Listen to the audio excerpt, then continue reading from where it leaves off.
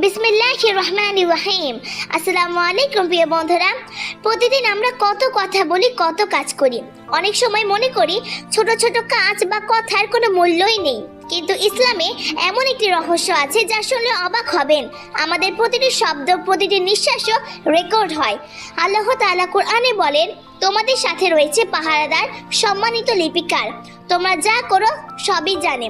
সূরা ইনফিতার আয়াত 10 থেকে 12। আর এই জায়গায় বলা হয়েছে মানুষ কোনো কথা উচ্চারণ করে না, কিন্তু তার কাছে সদা প্রস্তুত এক প্রহরী থাকে। সূরা কফ আয়াত 18। অর্থাৎ আমাদের ডান এবং বাম পাশে দুজন ফেরেশতা সব কিছু লিখে রাখছে।